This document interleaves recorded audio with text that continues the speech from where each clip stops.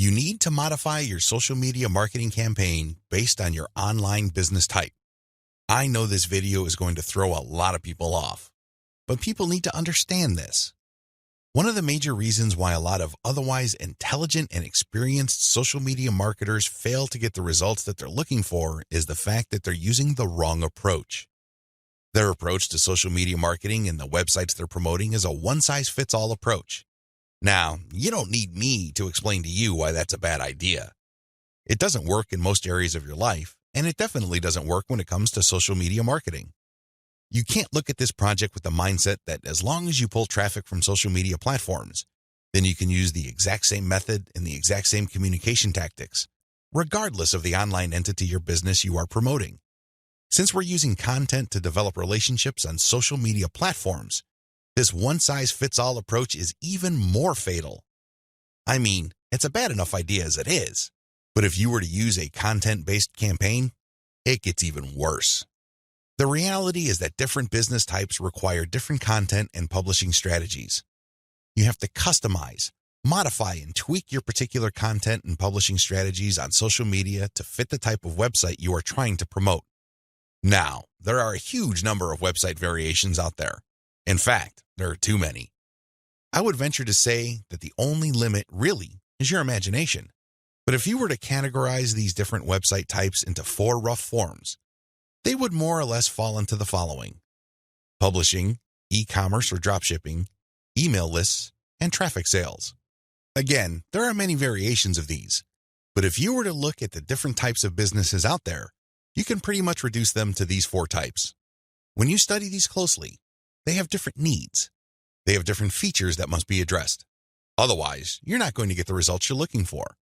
Unfortunately, a lot of social media marketers would try to promote a blog the exact same way they would try to promote a dropshipping or e-commerce website. Similarly, somebody who is essentially just trying to sell their social media traffic is trying to do content marketing like somebody with a blog. It doesn't work. It doesn't make any sense. The bottom line is obvious. Different strategies require different content types. You must start with the type of online entity you are promoting. Are you promoting a blog? Do you have a website that uses a lot of articles? Do people contribute content? Well, you have a publishing website. Do you have a dropshipping online store?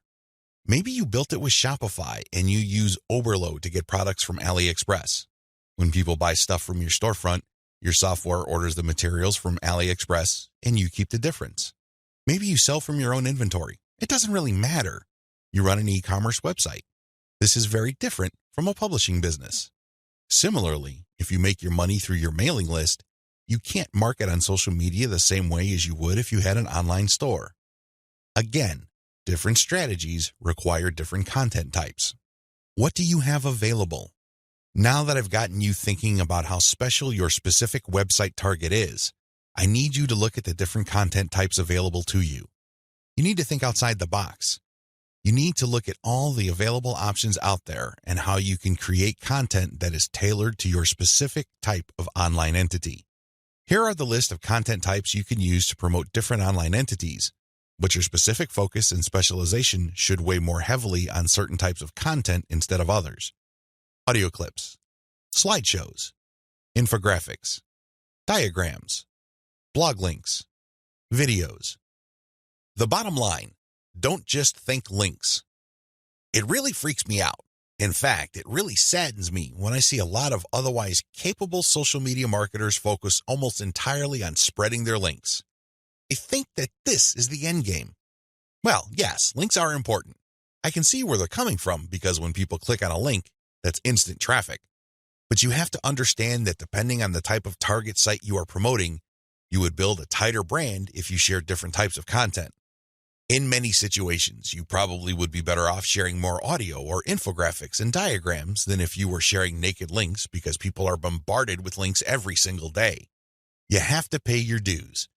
You have to become familiar enough to your target audience members using these different content types for them to eventually trust you enough to click on your link. Unfortunately, a lot of people have this in reverse. They start with the links, and when they get desperate, they then use other types of content. At that point, they're a day late and a buck short.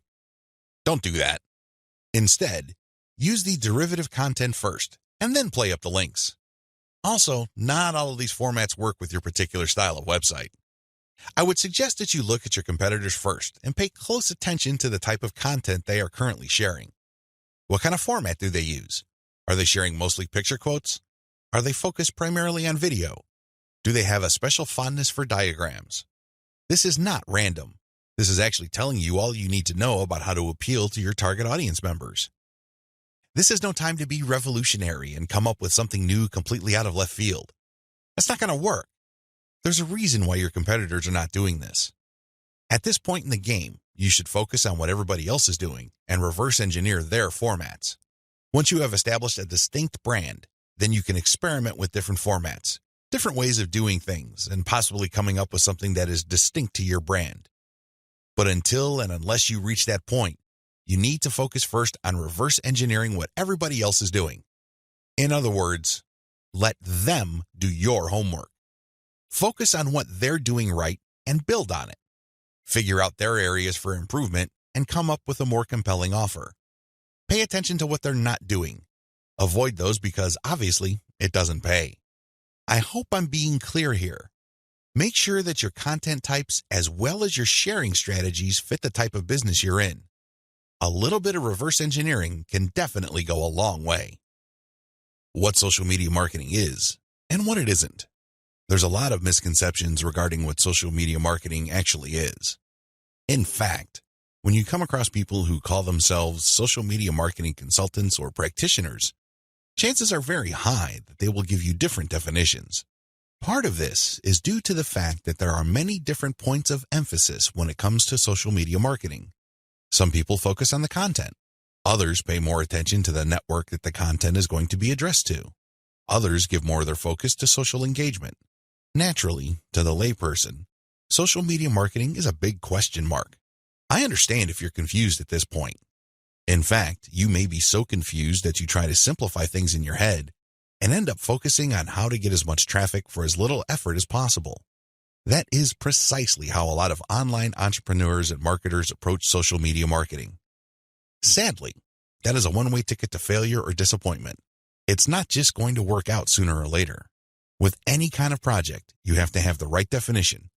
Otherwise, you're making things harder on yourself. Depending on the definition you go with, you might have all sorts of expectations. And if these outcomes do not come to pass, your resolve and your motivation levels start to suffer. You have to work with the right definition. A winning definition. With all of the above said, what is social media marketing for our present purposes? Well, since this training uses list marketing as its main vehicle for converting social media reach into cold, hard cash, social media marketing is all about content-based audience relationship building. Let me repeat that. Social media marketing is all about content-based audience relationship building. You need to use content in a strategic way. You need to speak to certain audiences and build a relationship with them. This relationship is not this broad word that makes people feel good, but ultimately doesn't mean much of anything. Instead, this relationship has a tangible form. And I am, of course, talking about your mailing list. Once you get people on your mailing list, that's when the fun begins. Everything else is just a workup or a preliminary prior to that point. You need to get people on your list. Social media marketing is going to be your primary vehicle to get people to your list. Everything has to revolve around that list. And this must shape, inform, and guide your social media actions. Managing your expectations. A content-based audience relationship approach to social media marketing sets different expectations compared to other ways of defining this type of marketing. When you read the typical social media marketing book, for example, How to Dominate Twitter, the focus is on traffic. Unfortunately, if that is your main goal, you end up with a the more the better mindset and you feel really depressed at the end of the day because the traffic doesn't come. Even if it does, there's not going to be enough of it. You have set yourself up to fail. When you use a content-based audience relationship building approach to social media marketing, your focus is on getting the right content in front of the right eyeballs to build the right levels of trust. This is a long-term game. It is definitely a marathon, not a sprint. Since that is your expectation coming in, you position yourself for a long-term victory. You're not going to be the typical failed social media marketer who jumps into the game with both feet, only to find out that the traffic simply isn't there. So what do? That's right, they quit. Manage your expectations by focusing on the right definition and you will be okay. The worst thing you can do right now is to sabotage any chance of future success by defining the problem the wrong way and filling your mind with all the wrong expectations. Social media marketing can build brands if. Now that we've defined social media marketing, the next step is to focus on the end result of this content-based audience relationship building approach. If you do everything right, you walk away with a brand. And let me tell you, that is the best asset you will ever have. Now, in terms of real-world traffic, you may get a low to moderate level of traffic, but if you build a solid brand, that traffic is all you need. That is qualified traffic. These are not random people just blindly clicking on links out of curiosity. These are people who are actually interested in whatever it is you are trying to sell. They want to truly learn more. They want to build a relationship with you because they want to know what you're about, like what you have to offer, and eventually trust whatever it is you are pushing. These are real people, and this is only possible if you build a solid brand. You have to deliver solid value. I wish I could tell you that content marketing is enough to do it. I really wish I could say that, but that is not true. That only explains part of the situation. Sure, you have to deliver content that people truly are interested in, but at the end of the day, when they join your list, they are expecting and deserve value. That's how you build a solid brand. When people join your list, they will quickly find out that they did not waste their time because you send high-quality updates that actually add value to their lives. Social media marketing can explode the rate at which brands are formed. That's why a lot of people are ranting and raving about social media marketing. But a lot of them are clueless as to how to build a solid brand. Most of the time, they just stumbled into it. I'll let you in on the secret. It's all about content-based audience relationship building. There are many different parts to that equation, and I'm going to walk you through them in a practical way in the following videos.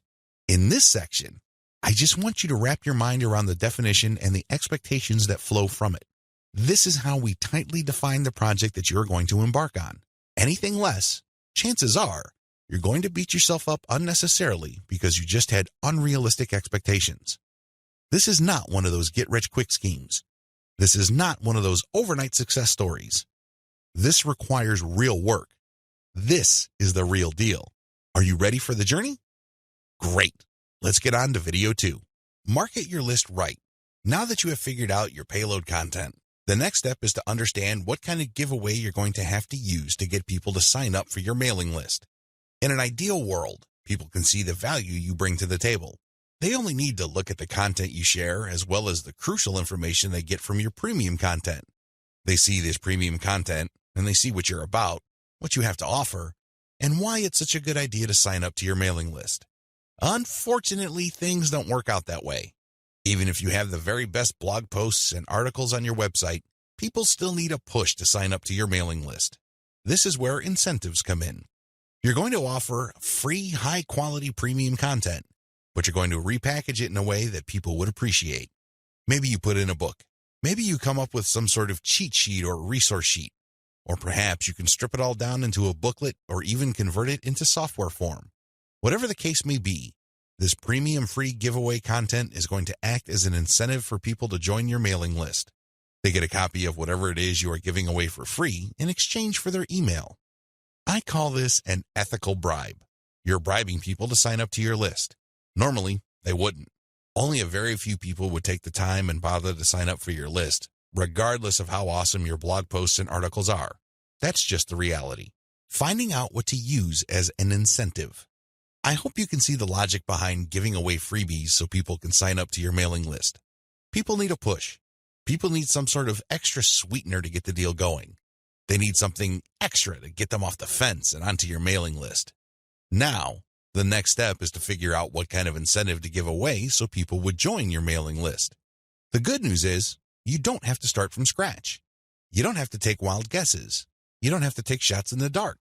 When you pay attention to your top-performing original content, you should have all of the information you need to come up with a compelling incentive.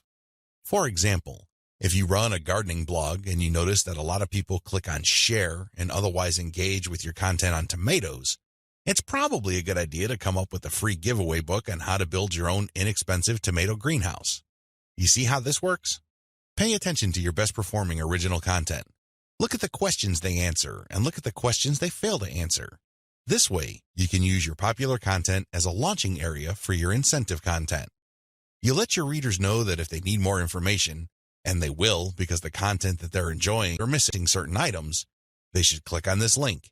That link, of course, is your squeeze page. The squeeze page advertises your giveaway and lists out the reasons why people would want to download that giveaway. It's pretty straightforward. You're just offering premium content that your other freely available content is already pointing to. They're pointing to that content because they don't contain that material. They do a good job of building credibility and authority. They do a great job adding value to the lives of your readers, but it's also obvious that there are certain parts that are missing. For those extra materials, they have to sign up. It's absolutely free. It doesn't cost them a dime, but they need to sign up to your mailing list. This is how you set up your mailing list. It has to be closely tied to your premium content. Coming up with incentives or freebies that look like they came out of left field because they're unrelated to whatever it is you're currently doing is not a good idea. Chances are quite good that you're going to fail. When you come up with incentive content that is directly related to the materials you're already sharing, you create a feeling of value. There's also a feeling of exclusivity.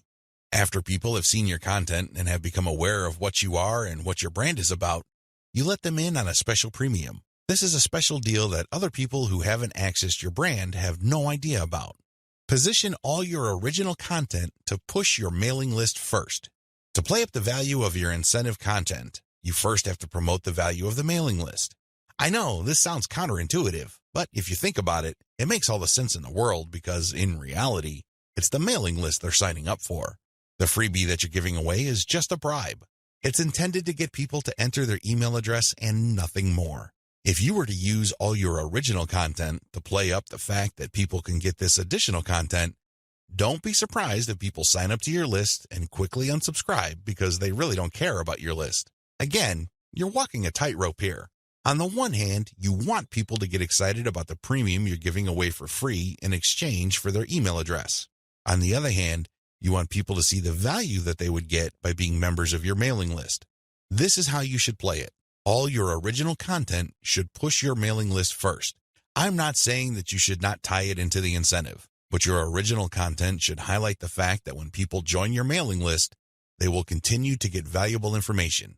This is the key, because when you use your tried and proven content to push mailing list membership, people are less likely to join your list and immediately unsubscribe. They are aware of the value that the list can possibly bring to their lives. You then play up the premium content as part of the membership. In other words, it's an extra. It's not the main focus of the list. Keep the list separate from the premiums you use to get people to sign up to your list. I hope this is clear because you want to play up the list first, but it must be obvious that you are using the premium content, whether it's a free book, a booklet, a cheat sheet, some sort of pre-recorded video, or something else, as a means to get people to make a decision. That's the bottom line. You want the incentive to push people to make a decision to join your list, but all your original content, and your website by extension, should push the reader to see the value of being a list member. A lot of social media marketers completely blow this. They think that it's all about marketing the incentive. Well, to continue with the example I raised earlier, what happens after you get people to sign up to your list in exchange for the greenhouse guide? That's right, nothing. Why? You played up the value of the greenhouse guide to such an extent that people are clueless as to what other value they would get from your mailing list. Indeed, don't be surprised if people start reporting your list as spam after you start sending them updates. They were so focused on getting the free book that the updates from your mailing list completely took them by surprise. This happens all the time because of faulty messaging on your blog or website. You cannot afford to play the game this way. You worked hard to pull all this social media traffic to your site. You spent a tremendous amount of time, effort, and resources to build a solid brand. Unfortunately, you're dropping the ball if you market your mailing list this way.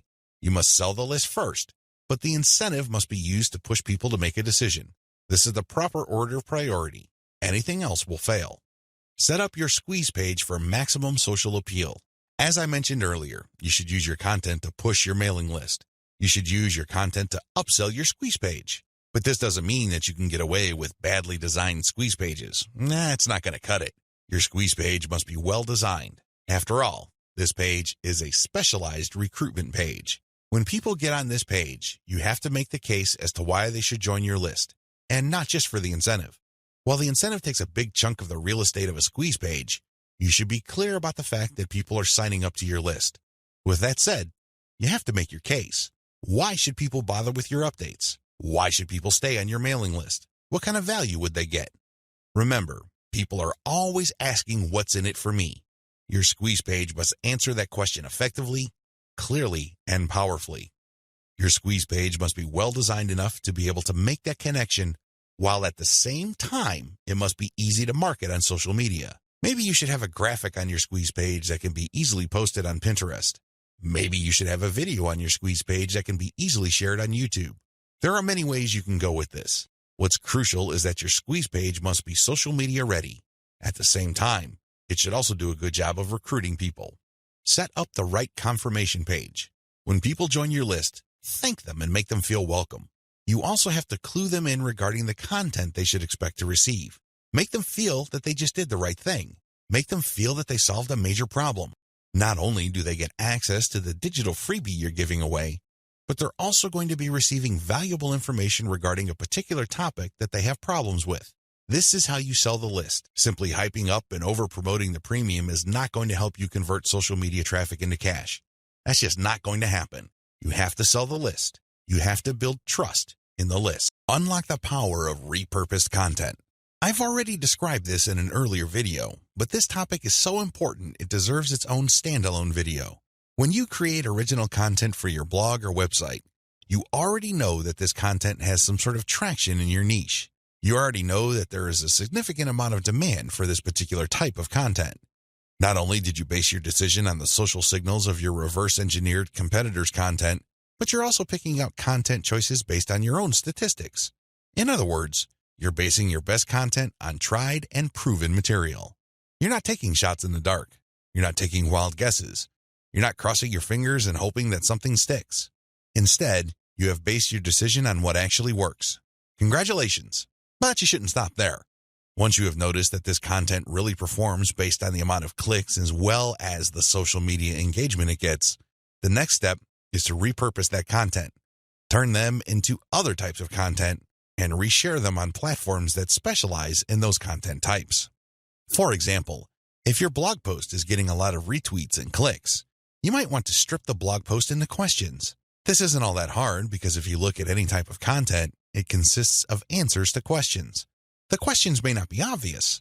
The questions may not be plainly stated, but the content is meant to address certain concerns. These concerns can be reworded into questions. Strip your most powerful and best performing content into a series of questions. Each question then is linked to the article or blog post that answers it. Tweet these and pair them with niche-specific hashtags. By using automation tools, you can rotate different questions that essentially promote the same piece of content. Since you're rotating hashtags, there's a high chance that different people looking for different segments of your niche would become aware of your tweet and possibly click through. Another thing you can do is turn your article into slideshows. Each article brings to mind many different mental images. Come up with different pictures for each of the topics raised by your article and create a simple slideshow using PowerPoint. Share these PowerPoint presentations on SlideShare. You can also use other tools to create a video from your slideshows. Once you've created these videos, you can obviously share them on YouTube. Alternatively, you can look through the issues you raised in your blog post and turn them into infographics.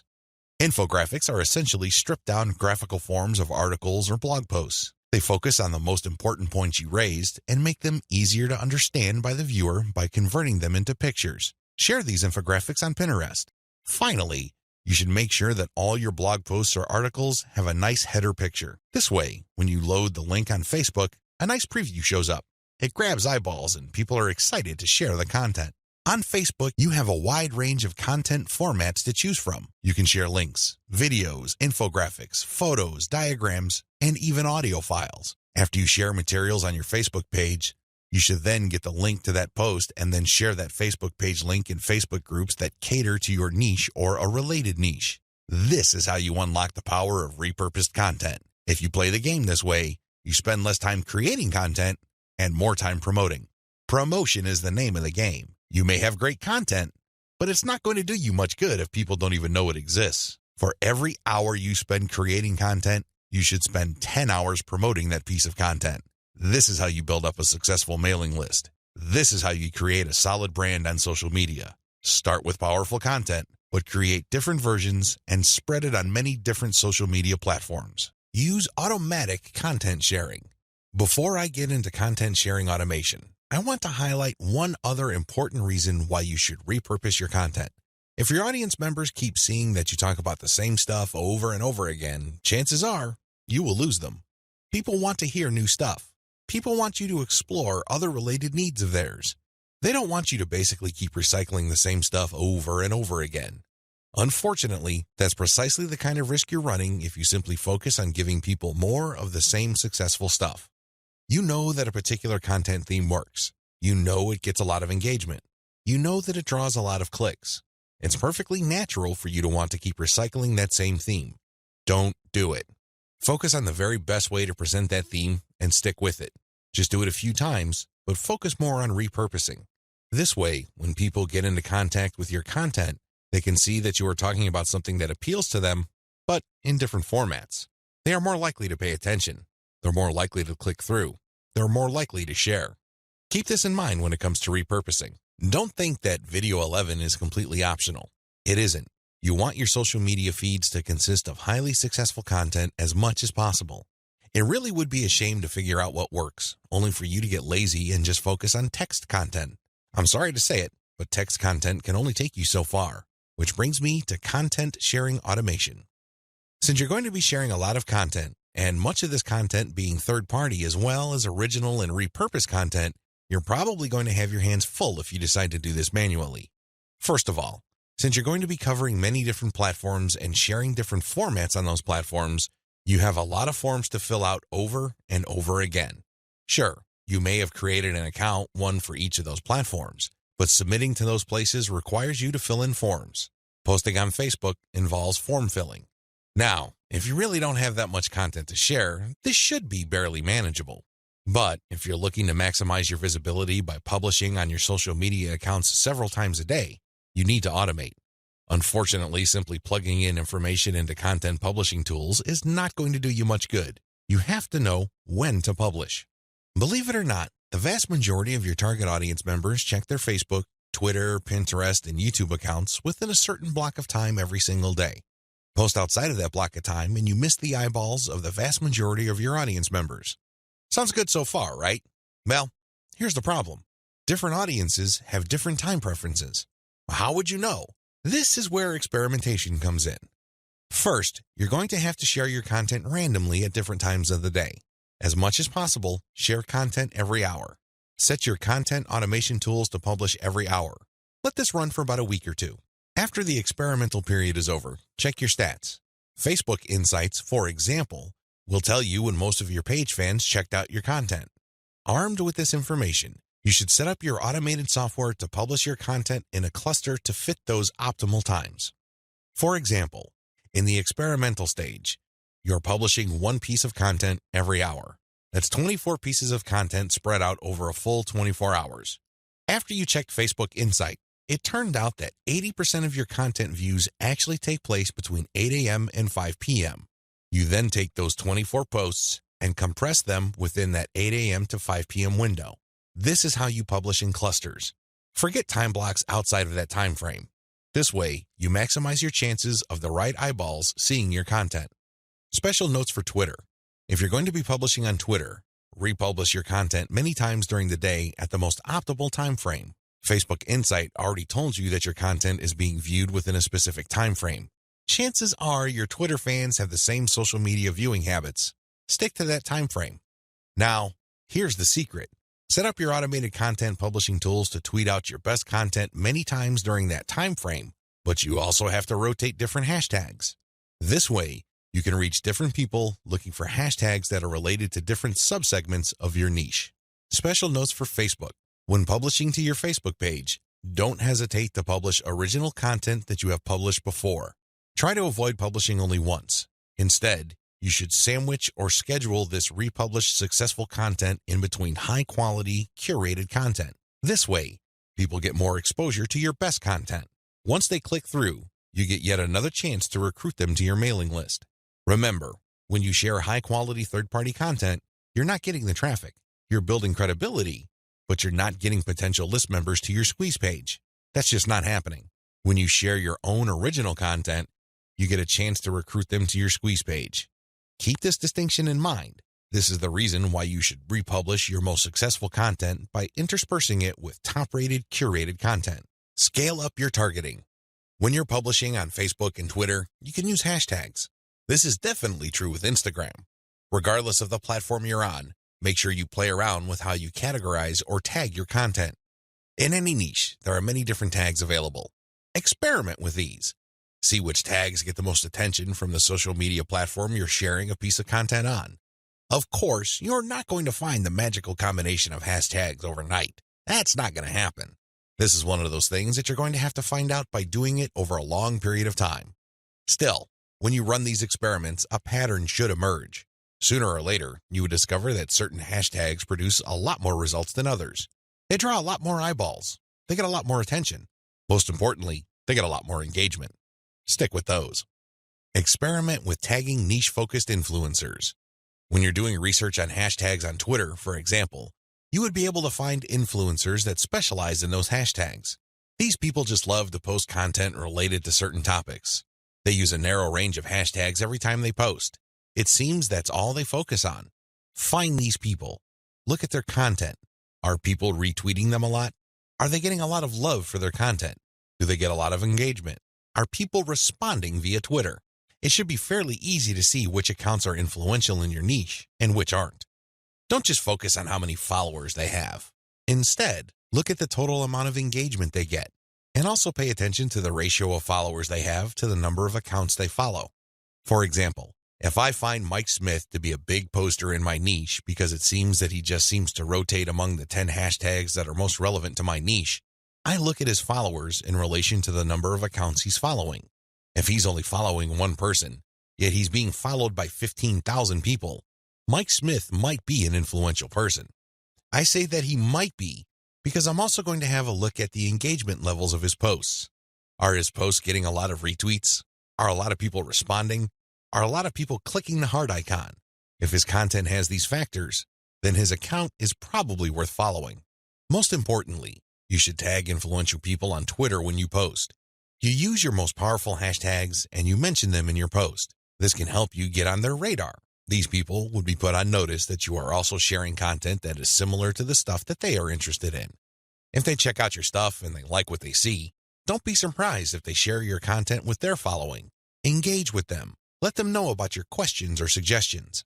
In fact, you should engage with them so much that you can possibly create a relationship where they would publish your guest posts if they're bloggers, or discuss whatever it is you're doing on their social media platforms. At the very least, when you partner with them, they become part of your content distribution network. In fact, a lot of them can even get you interviewed on influential blogs in your niche. Don't think that influencer engagement is simply restricted to tagging people. That's just the beginning. That's actually the tip of the iceberg. They can do so much more for you. You just have to continuously engage them and be social. This doesn't mean that you have to kiss their butt. This doesn't mean that your stock response to all of their posts is amazing post or great post, I love it. That's not going to work. That's not going to push the ball far enough. You have to actually engage. And oftentimes, this might seem like you're criticizing them. This might seem that you are offering a negative view, but you need to get their attention. You need to bring home the point that you actually know your stuff and that you are also credible in the same niche space. That's how you get them to take you seriously. That's the kind of engagement that builds respect. Otherwise, you're just going to look like another member of the choir. They really don't have any incentive to interview you or post your guest content. Why should they? You're not really sharing any information or suggesting any points of view that are different or distinctive. Experiment with paid traffic. Only after you have spent a lot of time drumming up free traffic from social media marketing should you even think of buying traffic. I know this sounds a bit extreme, but it's the absolute truth. Why? Well, in the beginning, you don't know when your target audience members will be reading your content. In the beginning, you don't know what their demographic breakdown looks like. How many males compared to females are in your audience pool? Do males or females like certain types of content that you share? What are their age ranges? Where are they located? I hope you see the big picture here. You have to use free traffic to do initial audience intelligence. Once you've gotten all these important insights, you can then start paying for Facebook ads and other platforms' ads. If you start any earlier than this point, you probably would end up wasting your money. Study your statistics first. Pay close attention to audience patterns. Take out ads based on these patterns. Sell to your list differently. At this point, you have turned social media traffic into list members. Congratulate yourself. You've managed to do something the vast majority of social media marketers cannot do, or, worse yet, don't even think about doing. It's quite an accomplishment. Unfortunately, even at this point, it's still too easy to drop the ball. In fact, a lot of people who have mailing lists stay with one mailing list. They think that as long as people who visit their blog sign up to their mailing list, they're good. Well, at a certain level, they're correct. A certain percentage of those list members will buy affiliate products that you promote on your list. A certain fraction of your mailing list will buy your original products. Some may even visit your online store and buy merchandise. But the problem here is that if you accept this scenario, you are settling for cents on the dollar. You really are. Don't you want to maximize the value of all your hard work, focus, and energy you invested in your venture? Wouldn't you want to maximize your return on effort? If you want to get maximum results from your mailing list, you have to sell your list differently. There are really no two ways about it. Every other approach would lead to, at best, mediocre results or, at worst, no results at all. Keep the following tips in mind. Use different content on your list. When people join your mailing list, chances are they join because they got exposed to some of your content. They already know what you talk about. They are already familiar with the quality of your content. They understand the themes that you focus on. That's why it doesn't make any sense for you to feature the same exact content on your list. Sure, you may make some changes. You might change the title. You might even switch things around. But people aren't dumb. They can see right through that. They can see that you are recycling content and feeding them stuff that they have probably seen before. Do you think this kind of practice builds confidence? Do you believe that doing things this way will build trust? Of course not. You have to use different content. What kind of content will you have to use? Well, first of all, you already know what your most popular pieces of content are. Start with these. No, I'm not talking about republishing them. I'm talking about analyzing them and seeing where the gaps are. Are there any questions that are left unanswered? Are there any questions that were raised by the answers that you gave in those popular pieces of content? These should be enough to get your mind going as to the kind of finely tuned, high-value content that you're going to be sharing on your list. Remember, your updates are the ultimate reward to your list members. Sure, you may have positioned your squeeze page to reward subscribers with a premium, but once they downloaded that premium, they really have no other incentive to keep reading your emails. Do you see how that works? So do yourself a big favor and make sure that the update content you send is the reward. That's how you get people to open your emails and read your materials over and over again.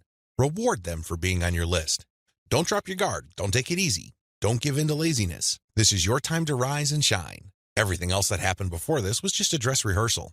This is it. This is where the rubber meets the road, and you better perform. Use premium content.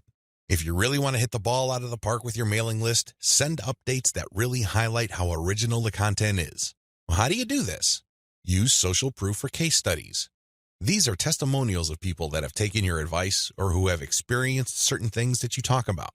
When people read these stories, they can't help but be engaged. They can't help but be absorbed into the narrative.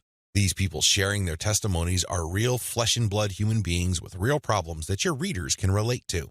That's the kind of compelling content that will take your list to a whole other level. Why? Most of your competitors are just recycling their stuff. Sure, they're recycling their best stuff because that material is tried and proven, but they're not really distinguishing themselves. They're not really doing their brand any favors by taking the easy way out. You have to commit to doing things differently. This is how you build loyalty around your content. Remember, when you're running a mailing list, your content is composed of the emails you send out. No more, no less. Upsell, upsell, upsell. I can't say the word upsell enough. If you want your list to make money, you have to upsell. Now, you don't have to be a hero. You don't have to overdo this. You don't have to come off like some sort of super salesman. If you're like most people, you know how annoying, pushy salespeople are. You probably will push back. You will probably tune them out and unsubscribe. I can't say I blame you. That's how most normal people respond to pushy salespeople. By upsell, I am just telling you to send content that highlights a problem and a solution. That's all upselling is. You remind people of their range of problems, and you remind them of certain solutions to them. Now, of course, just like with most things in life, there are good solutions and even better ones. Your job is to send email updates that get people excited about finding a solution and laying out common solutions that are good, but are not the best. What you're doing here is you're drawing their attention to the very best solution to their problems. For example, if you run a social media marketing mailing list, you can tell people that creating picture quotes and videos from pictures is a great solution to their original content needs. But an even better solution would be to automate these materials where people just click on images and all of a sudden, a video is created. It saves a tremendous amount of time, effort, energy, and most importantly, the created video would then automatically be uploaded to their social media accounts. That's the kind of distinction between good enough solutions and obviously superior solutions. That's how you upsell people to your list. You're still providing value. You're still answering their questions. You're still addressing their needs. But you're laying out a range of options. They can try to do things on their own or try to do things the way most people handle the problem, or they can try something else. When they look at that something else, that's when you sell your affiliate product, your original product or your service. Regardless of how you do it, you need to upsell, upsell, upsell. I wish I could tell you that this was easy. I wish I could tell you that this is just a simple matter of laying out some alternatives and then playing up the best solution. The best solution, of course, pays you a commission and you make money off each sale. Unfortunately, it's not that easy and it's not that simple. Here's the reason. When people join your mailing list, they actually have different motivations. Some people are there because they just want to get the freebie, but they're too lazy to unsubscribe. You cannot really get rid of these people. These people don't open your emails. They cannot be bothered with reading your emails. They really don't do you much good. In fact, they can harm you because if there's enough of these list squatters on your list, your mailing list provider will charge you more money at the end of every month. You have to actively filter out your list based on open rates so you can get rid of these individuals. Again, you cannot eliminate them entirely, but you can minimize their numbers. Other people are initially excited about your mailing list, but for some reason they stopped reading your emails. Even others constantly check your emails, and they really love what you have to share, but the problem is they feel that your premium offers are simply too expensive. Now let me clue you in on a secret. When somebody tells you that whatever you're offering is too expensive or too unaffordable, what they're really trying to say is that you haven't completely sold them on it yet. Alternatively, you haven't completely filtered them yet. Either they're not motivated enough, or you did not give them enough reasons to be motivated. Regardless, they're still on the fence. You need to push them off the fence. Expert salespeople know this because in the big scheme of things, there's no such thing as unaffordable. If you talk to somebody and you convince that person that they absolutely need to buy your product, there's really no difference between a $10 product and a $1,000 product. They will get that product because you have elevated their perception of that product to the realm of need. People take care of their needs first. Their wants are often left at the back burner. I hope you understand this. I hope you get this. It's not because your affiliate product is too expensive in absolute terms. Instead, it's because you have failed to either qualify the prospect or make your case. And this is why simply upselling by itself is not going to work. You have to take the next step, which I'm going to describe below. Use the $1 list filtration method. You have to filter your list members into two groups: interested people and interested people who buy. These are two totally different groups of people. Now, please understand that just because people open your emails religiously, it doesn't necessarily mean that they would buy from you. Like I said above, maybe you did not present your case properly. Maybe you did not qualify them properly. This $1 list filtration technique that I'm going to teach you enables you to filter your list members properly.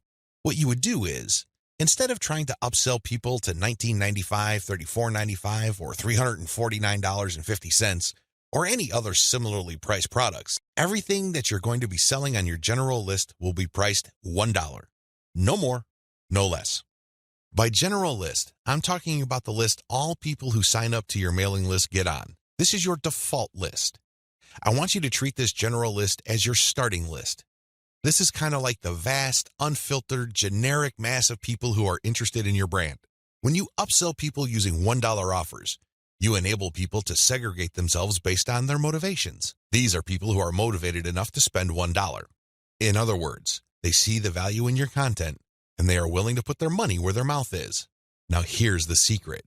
There's really very little distance between paying $1 for something and paying $100 for something. This is a lesson I learned firsthand. When I first tried this, I thought the only people that will get on my dollar list are cheapskates. These are misers. In the back of my mind, I thought that they're just not going to buy big-ticket items. Boy, was I proven wrong. If somebody is able to psychologically hurdle the distance between 0 and 1, they can, given enough exposure and enough content, hurdle the difference between $1 and $100. This is not theory, nor is it speculation. I see this all the time with my own two eyes. Your job is to filter your general list.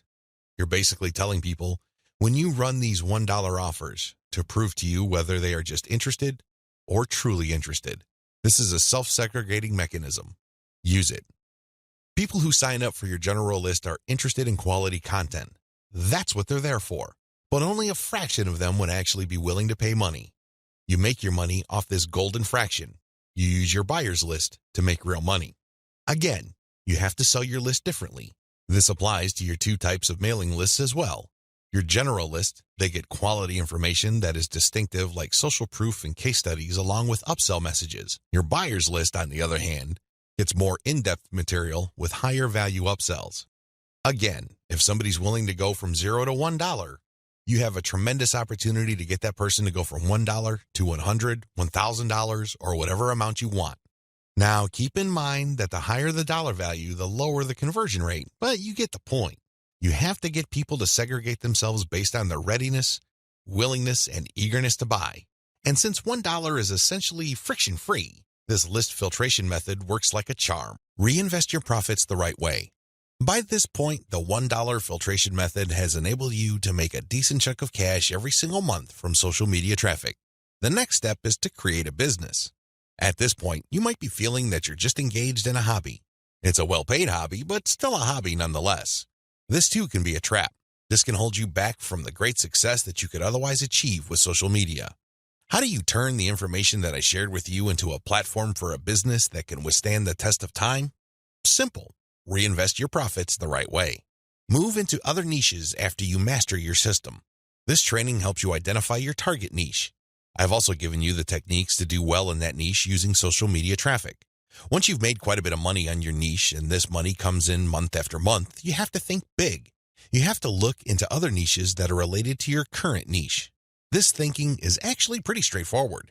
If you have already mastered your niche to the point that you're making automatic income month after month, then you can apply the same system to other niches that are closely related to the one you're in. This is how you scale up your business. Instead of just one stream of cash, you build many different streams of cash based on the system that you mastered. You know what hashtags to target. You know what kind of content gets eyeballs. You know how to present information on social media. You know how to promote a mailing list. These and many others form part of your system. It really would be a shame to restrict that system to just one niche. Once you've mastered those, find niches related to those and grow into these other fields. Highly successful list marketers don't just operate one list. They operate dozens, and this translates to 6, if not 7-figure incomes year after year. If they can do it, so can you. Buy more targeted traffic after you find out what works. Once you have discovered the type of content marketing strategy on Facebook that works, you can buy targeted traffic. How? Use Facebook's lookalike technology to target people who share the same interest profile as your existing audience. This is what's so awesome about Facebook. This is also what gets them into all sorts of hot water. Believe it or not, accept it or not, Facebook is spying on you the moment you log into the platform. It pays attention to what you like. It pays attention to what you comment on. It pays attention to what your friends like. And it makes all sorts of predictions regarding your behavior and your interests. Accordingly, if you like certain topics, it creates an interest profile. Facebook's lookalike audience technology enables you to find people who haven't visited your Facebook page who share the same interest profile as your current fans. Talk about an amazing technology. Take advantage of this. It enables you to show your brand in front of eyeballs who are more likely to appreciate it. Invest in more original content. You might want to invest in original content. If you're already making a decent profit from your current system, you might want to take things to the next level and add a whole lot more value to the lives of people following your brand on different social media platforms, as well as in your blog or website with original content. Now, this doesn't mean that you have to roll up your sleeves and write everything yourself. You can hire professional writers to do this. Thanks to global outsourcing, you can get high-quality original content from places like Ozkey.org without it costing you an arm and a leg. You can get high-quality content that truly engages your audiences without it killing your profit margin. Invest in more content updates. This advice really flows from the previous point I raised. If you're going to be investing in more original content, automatically you will be investing in more content updates. You will have a lot more original materials to share. These two actions go together. Regardless, you need to step it up in terms of content updates so you can pack a lot more value. Invest in your original products. When you're started out setting up this system I teach you in this training, you probably would be focused on affiliate products. You get an affiliate from an affiliate program, you market that link on your email updates. When somebody clicks on that link and buys something, you get a commission. Pretty straightforward, very simple. Well, if you really want to make a lot of money, you have to turn your back on affiliate marketing. You really do. Instead, you have to sell your own stuff.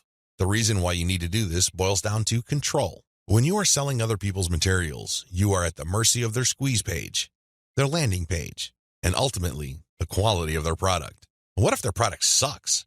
What if their sales page converts only a fraction of the people it could otherwise have converted? You lose out. That's the bottom line. If you want to maximize your control over your income, you need to invest in your own original products. Thankfully, outsourcing is always available to you. You can outsource to professional companies like Ozkey.org or other specialized content producers to help you produce high-quality original materials for cents on the dollar. Sell your own video-based membership courses. The main problem with product sales online is, by and large, you're selling the item once. Somebody clicks the buy button, they pay, they get access to the download link, and that's the end of the story. They already have the product. They can enjoy it, they can throw it away, they can do whatever they want with it. But the transaction only took place once. Wouldn't it be awesome if people keep sending you money every month? Wouldn't it be great if you get recurring income? Well, that's exactly what you can enjoy when you sell your own video-based membership courses. For example, if you have a gardening blog, you can set up a video-based course where you teach people the ins and outs of garden cultivation. Every single month, each member's PayPal account or credit card account is billed a certain amount. You don't have to lift a finger. And this goes month after month after month until they cancel. The best part? You shot the videos once, yet you make money off them month after month. How awesome is that? This is called passive income. And the great thing about this is that you don't have to stick with video. It can be any kind of membership. Maybe you can give them access to pictures. Maybe you can give them access to files or even software. It doesn't matter. What they're paying for is the right to download that material month after month. This is the key. Recurring income should be your ultimate goal. This is how you maximize your effort. You're putting in less work while getting more money out of the system. Unfortunately, this is not something that you can master getting out of the gate. It also doesn't happen overnight. You have to pay your dues by doing the other steps above first. 8 reasons why you need to do social media marketing. Just to be sure, if you are in any way, shape, or form unclear as to the value of social media marketing, here are just 8 reasons why it needs to be part of your comprehensive online marketing plan. Maybe your current plan puts more emphasis on search engine marketing. Maybe you're currently focused on outreach. Well, those are all well and good. But to really round things out and add a lot more value to your current online marketing campaign, social media marketing has to be part of the equation. It doesn't have to take center stage. It doesn't have to be your overarching priority, but it has to be a part of the total mix. Here are just 8 of the thousands of reasons why your company, regardless of its size, needs to do social media marketing. Reason number 1, social media's huge direct and viral reach. If you build a solid page on Facebook, you develop a direct reach. This means that a certain percentage of people who like your page will see your updates. While it is true that Facebook has been reducing the organic reach of Facebook pages recently, there's a workaround to that. When people go to your page, you can instruct them to like your page and then click your page's settings to show your updates first. You might want to show a video that teaches people how to do this. You might even post an animated GIF. Whatever you do, clue people in that they can fix their settings to see your updates first. Now, for people that take the time and bother to do this, you have to offer content that is really valuable. This puts the onus on you.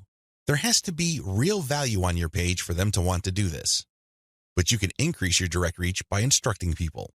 On top of that, when people like your content, they can share it on their wall. Since people on Facebook have friends and their friends have friends, this can easily have an exponential effect. In fact, even if your page only has 100 likes, but these are real people with real friends, don't be surprised if one of your posts gets really viral and spreads all over the place. Social media enables you to have a large direct reach. It also provides you with a tremendous opportunity to enjoy an exponential content coverage. Reason number 2, social media is habitual. While different demographics have shown softening or weakening of social media usage on a daily, weekly, or monthly basis, this still doesn't take away from the fact that a lot of people habitually use social media. In fact, a lot of people do this the first thing in the morning. When they wake up, they go to their mobile phone or tablet and check their updates. It can easily become a habit. This gives you a tremendous opportunity to get your content and brand in front of many interested eyeballs. Reason number 3, target audiences use different content formats. The great thing about social media marketing is that you're not restricted to just one content format. You're not restricted to video, pictures, links, blog posts, text, or audio files. Instead, different platforms specialize in different formats. And when you create content for one platform, you can easily make different versions of it in different formats to spread out to other platforms.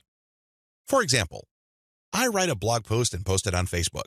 I create a very attention-grabbing graphic for that blog post. So when I post it on my Facebook page, a preview of the image shows up and it grabs a lot of attention. People click on it and they end up on my website. I can take that graphic and share it on Pinterest. I can take the text of my blog post or article and create a slideshow video out of it and share it on YouTube. I can also take that video and embed it in my blog post. I can strip different parts of the article or post itself and feed it into Twitter along with the link to the full post or article. Do you see how this works? You get access to the different audiences or those different platforms by simply repurposing or recycling the same content that you made for one platform and sharing those other formats on other platforms. This increases your potential reach. Reason number 4, most social media platforms can be segmented.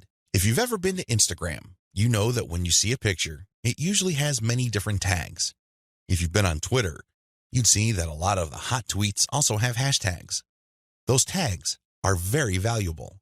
When you use a tag with your content, you are essentially categorizing your content. People use those tags to search for content. This is a very powerful segmentation tool. People who are looking for cute Chihuahua puppies will use certain hashtags that are different from people looking for libertarian political posts. If you have a very tightly defined audience, social media platforms' built-in segmentation tools and features can definitely help you.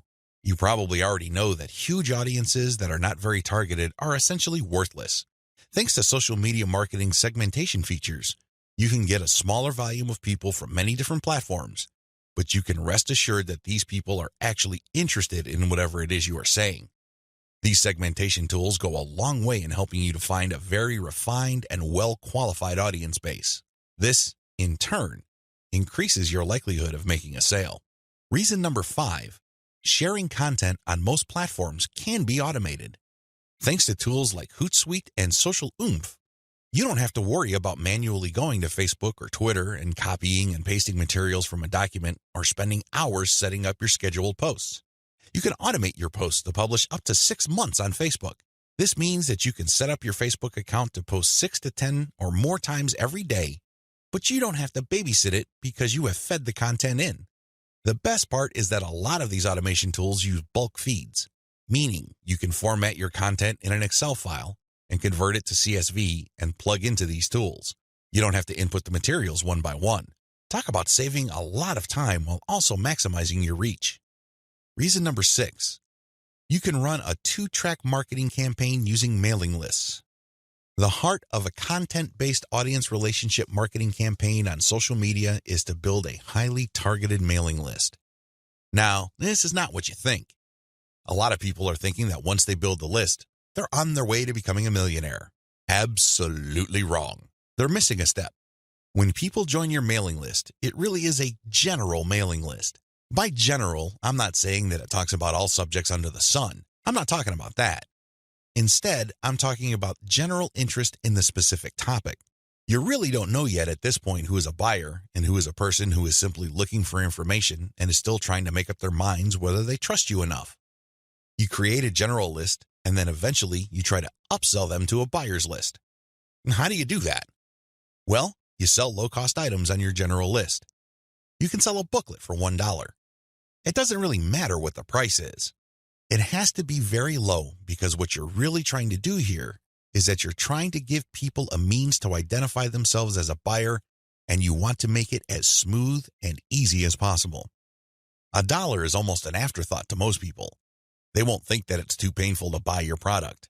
But once they get to your buyer's list, you eliminate them from your general list, and now you have a pure list of buyers. That list, my friend, is a gold mine. That's where you send your money-making updates. That's where you get people to check out your case studies and get them to pay top dollar for whatever affiliate programs or original products you are pushing on your buyer's list. This is called a 2-track marketing campaign. It's extremely powerful, and it has made a lot of people rich. But you have to step away from the very common mistake of thinking that once you get a lot of people to your mailing list, you have it made. Absolutely wrong. There is another step that you need to take. Reason number 7. Your brand gets natural repetition through multi-platform marketing. Assuming that all your social media accounts on all 4 major platforms look similar to each other, you get many bites at the apple. You really do. When people run into your brand on Facebook, there's a chance they might run into your brand on Twitter. If there is enough graphical similarity between your brands, then they can see that you're all over the place, and they can converse or engage with your brand regardless of where they are on the internet. Eventually, this builds a tremendous amount of familiarity, and people might become so comfortable that they join your mailing list when you call them to action. The best part of this is that it happens naturally by you simply creating accounts on all the major platforms. Your brand speaks to people who are interested in your niche, regardless of where they go. Reason number 8. Save money through content repurposing. Make no mistake about it, content generation is expensive. Even if you hire highly qualified, talented, skilled, and experienced people from countries with huge numbers of people who speak English as a second language, you can still be out thousands of dollars every year. High-quality writers from places like India, Pakistan, and the Philippines may be cheaper than American writers, but their costs still add up over time. One of the things about social media marketing that really excites me is the fact that you can create content and repurpose it into many different formats. This reduces your cost. If I hire a writer from India and pay that person $1,000 a month, I can get a fixed amount of content. At this point, I can choose to pay that person another $1,000 to get even more content, or I can take whatever content he or she produced and turn them into videos, infographics, or strip them down into questions for tweets. I can turn them into diagrams. I can take the voiceover of the video that I produced and turn it into a sound file. I can even make a slideshow of those materials. Once I have all this repurposed content, then I can share them on format-specific platforms. For example, I can share the slideshows on SlideShare. I can post the infographics on Pinterest.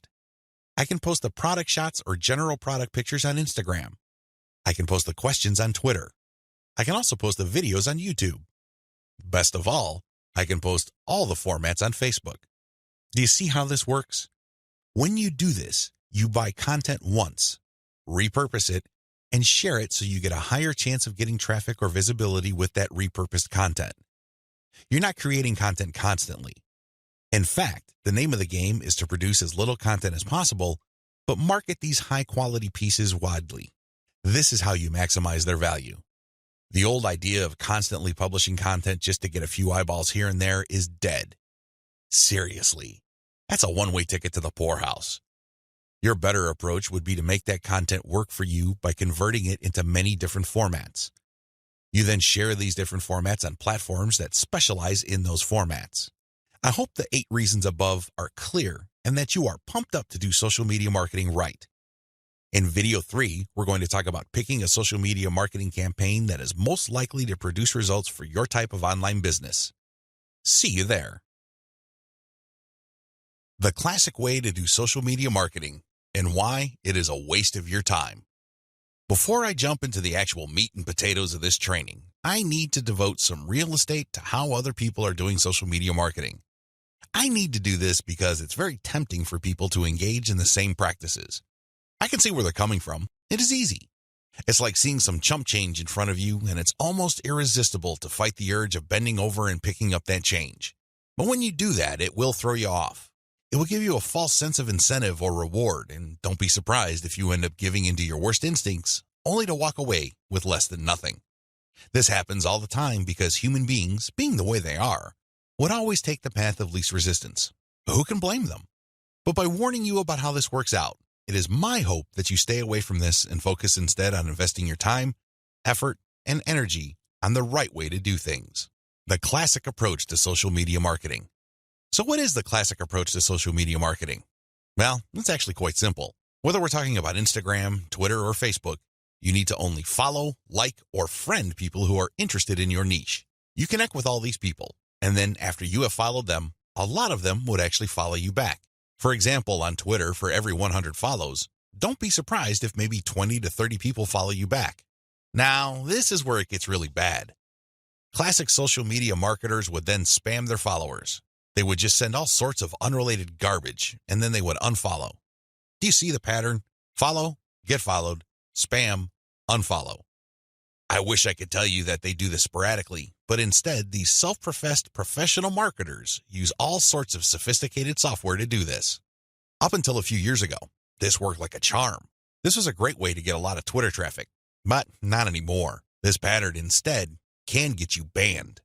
More importantly, whatever traffic you do manage to get using this tactic is not going to be any good. Why? There's no targeting. You're not pre-qualifying these people who would follow you. The only reason why they followed you in the first place is because you followed them first.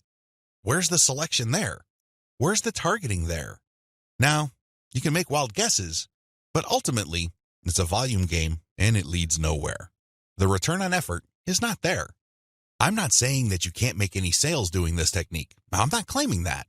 But what I'm saying is that whatever rewards you get are not offset by the wasted time, effort, and energy, as well as opportunity costs involved.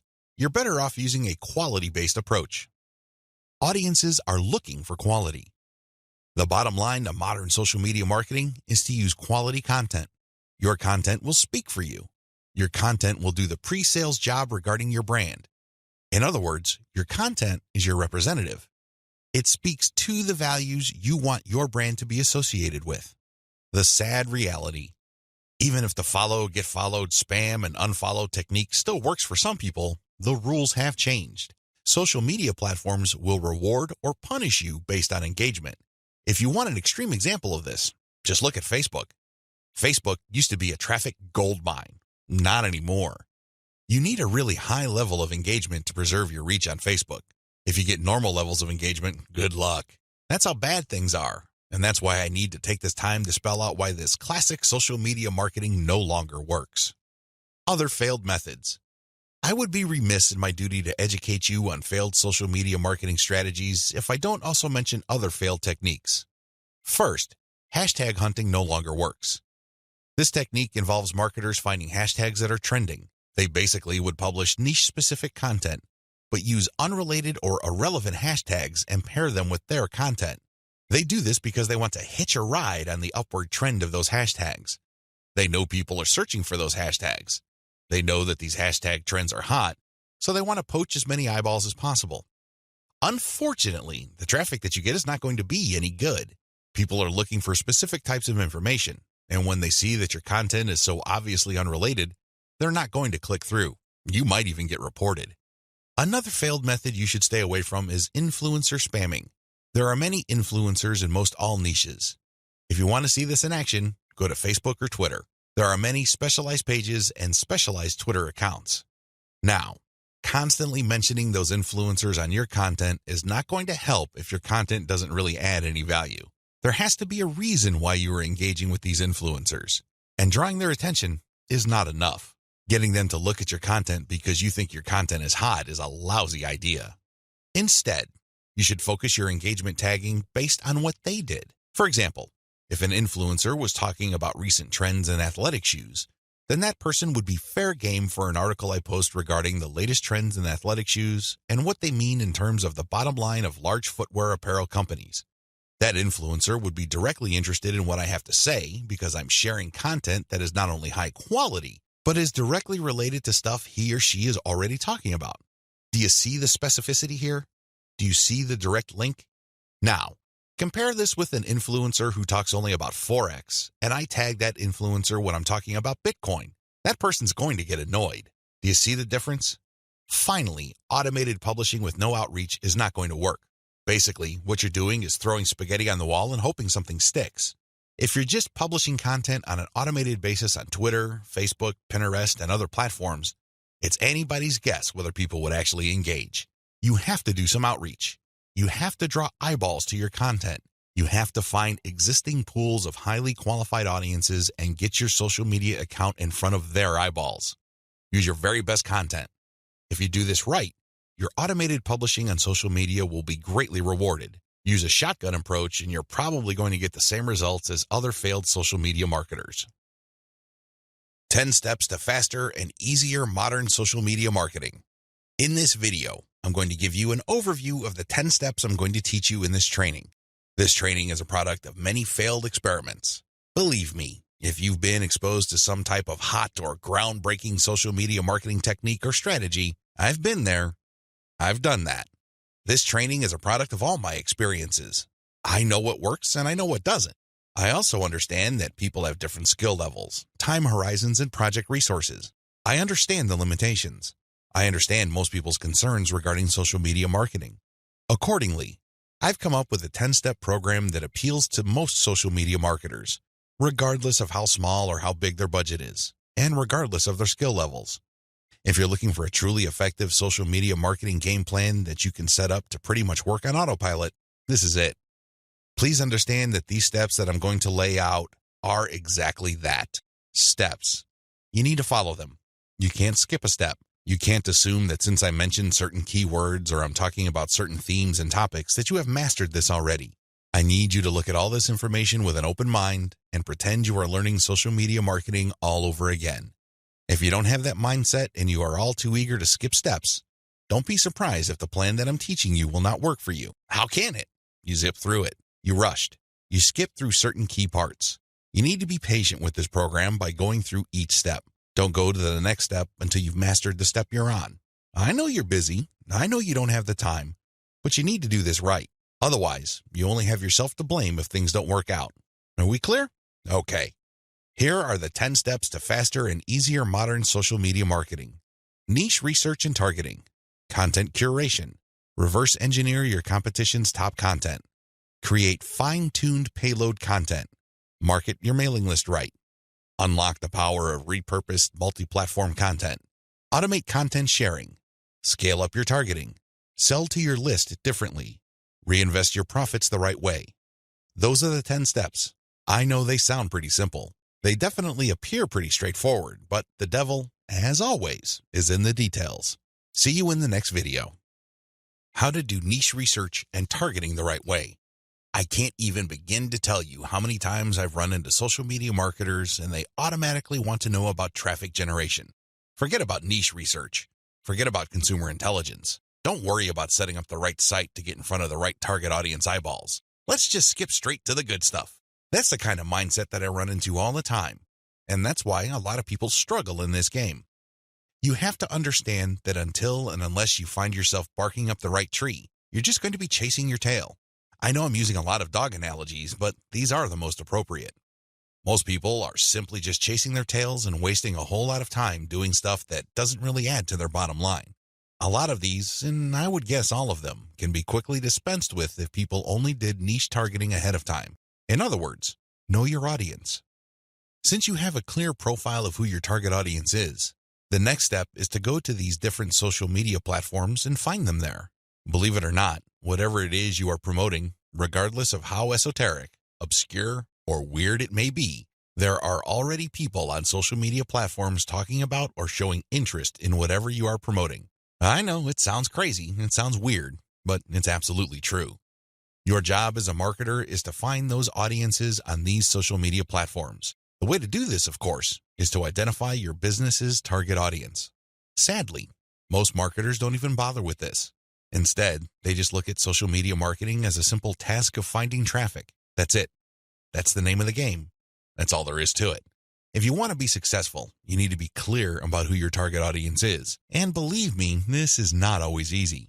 You're going to run into the temptation of making educated guesses about who your target audience members are. Most of the time, that doesn't work. Thankfully, there is an easier way. The more you take random shots in the dark, making all sorts of wild guesses, the more money and time you will lose. There's a shortcut here. Find your competitors. Seriously, just find them. And let me tell you, regardless of how weird, esoteric, or seemingly unknown your niche is, there will be at least one competitor on social media. Find that organization or business and let them do your niche and target audience research for you. Since they've already started and are already speaking to your audience, find out who your competitors are and look at their social media profiles. Reverse engineer who they're following. Pay attention to who they're targeting. Look at how they categorize themselves. In the most simplest terms, pay attention to the hashtags they use with their content. These clues should be enough to give you an idea of where to start. This way, you get a head start. You're not completely stuck in the dark and absolutely clueless as to what to do. Instead, you have some objective, tried and proven information you can work with. Pick your target niche. You have to remember that every business can be positioned in at least one of two ways. The bigger your niche, the more angles you would have at your disposal. You can look at different subsegments of your niche. You need to understand how this works because you might think you have a clear niche, but it may well turn out that there are many different layers or tiers to that niche. There might be different subsegments there. You should have a clear understanding of what your niche is generally and what subsegments exist within that larger niche. Again, you can reverse engineer your competitors to take a stab at this. Regardless, you need to do this. You need to get this information. Now that you have an idea of what your target niche is, go to the different platforms like YouTube, Facebook, Twitter, and Pinterest. Now, look at whether these places have sizable content areas or messaging areas like Facebook pages, groups, Google Plus communities, Twitter hashtags, Pinterest pinboards, and existing YouTube channels. Pay attention to these places and see if your niche is big enough on those different platforms. If you notice that a particular platform doesn't really feature that much content for your specific niche, this is a red flag. The demand may not be there. The audience size might not be worth your while. On the other hand, if you see there's a lot of videos regarding the topics that you're going to be hitting, this may be a good sign. But you need to do another level of analysis. Pay attention to the number of competitors you have. If there seems to be a huge number of competitors fighting over the same niche, then this is going to be a problem. But if it turns out that there's a lot of content targeting your niche, but they're only produced by a handful of people or organizations, this is an encouraging sign. Also, pay attention to how active your target audience members are. Look at the content that's being shared regarding your niche. Do you see a lot of engagement? Do people share this stuff? Is this hashtag quite prevalent? Look for these and other objective indicators of activity. When you wrap your mind around these indicators, then you should have a clear idea of whether you should target your niche at a particular platform or whether you should ignore a platform altogether. List out your niche indicators. While you're doing reverse engineering, pay attention to how your niche is indicated on platforms. These involve hashtags, categories, keyword targets, labeling patterns, and tags. Use these to do the analysis I described above. Again, in any niche, there are sub-niches. So your goal here is to find a sub-niche or a way of positioning your content so you don't run into a ridiculous amount of competition. You're still tapping into a sizable pool of demand, but you're not making things impossible for yourself by running headlong into well-entrenched professional competition. You will probably need to keep experimenting with different sub-niches until you find one that is promising enough. Content curation, your secret social media marketing weapon. Now that you have picked the specific sub-niche that you're going to be targeting, as well as finished doing advanced research on where your sub-niche or niche segment audiences are located on social media platforms, the next step is to find content. I've got some good news and some bad news. The good news is that you stand to save a lot of money. The bad news is that you need to put in a lot more time and pay attention to details. There are no two ways about it. You cannot drop the ball when it comes to the quality of the content that you are going to be sharing on your social media accounts. Each and every piece of content you share must build your brand. This is non-negotiable. You can't just pick random pieces of content that somehow, some way has something to do with your niche. That's not going to help you get the right eyeballs. That's not going to help you establish the kind of credibility and authority you need to eventually convert highly specific and qualified traffic from social media into cold, hard cash. What is content curation? As I mentioned above, you stand to save a lot of money with content curation. This should be obvious. After all, you're not going to be using the content that you yourself created. Content curation is all about picking other people's content and sharing those materials on your social media accounts. This creates a win-win situation. Since you're sharing links and descriptions of such content, the creator of that content gets free traffic. You, on the other hand, get to build up your credibility because people are rewarded for following your accounts with highly targeted, highly specific, value-added content. Everybody wins. The user wins, you win, and of course, the original content creator comes out ahead. This is how it's supposed to work. You win big time because you save a tremendous amount of money not having to create a huge amount of original content. If you've ever tried to write your own stuff or outsource content creation, whether in the US or to other parts of the world, it can get quite expensive very quickly. Content curation enables you to build credibility with your audience in a very inexpensive way. You use other people's content. You get to entertain them, build credibility, and gain their trust. The downside here is the time. Sure, you're not spending greenbacks, but you're definitely going to be spending time. As I mentioned above, you cannot be indiscriminate when you are trying to do content curation. Whatever goodwill you have built up for your brand will go up in smoke if people catch on to the fact that you are just randomly curating and spreading low-quality content that may have something to do with your niche. That's not going to cut it, not by a long shot. Adopt the right content curation strategy. Now that you know where your target audience members are on social media platforms, you build credibility by populating your social media accounts with highly credible, high-authority third-party content. This is called curation. In between those materials, you're going to be sharing your own original content. From time to time, you're going to call people to action to take a look at the incentives you're giving away for them to join your mailing list. This is how you play the game. When people follow you, they are rewarded with top-notch content. It doesn't really matter whether you produced that material or it was written by somebody else. Your followers get rewarded for following your account. They get niche-specific material. Eventually, you build trust with them because you only send them the very best materials. They start paying attention to your own materials. More importantly, they start noticing the content you share, which actively encourages them to sign up to your mailing list. This is the key.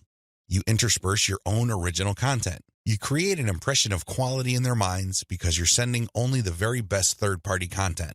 You then mix in your own original content, which is of the same quality as the other stuff you're sending. Eventually, they warm up to your brand, and this is where your call to action content comes in. You call them to action regarding the freebies you're giving away. Maybe you're giving away software, a booklet, discount codes, or even a full-blown book. It doesn't matter. You are ethically bribing them to enter their email addresses so they can download the incentive. That's how you build up your mailing list. On top of all this, when people join your mailing list, you call them to action to share the emails that you're sending them. Maybe you should ask them to forward that email to their friends. Maybe you would want them to copy and paste the material and post it on their Facebook wall. The best part to content curation is that it's very easy to automate. Seriously. This is one way of content promotion that is very automation friendly. You only need to get the URLs of the third-party content that you're curating and plug them into an Excel sheet. You then convert the file into a CSV file, which is then imported by social media scheduling tools like Hootsuite and Social Oomph. You don't have to manually enter anything. You don't have to schedule everything by hand. You can do all of this through software.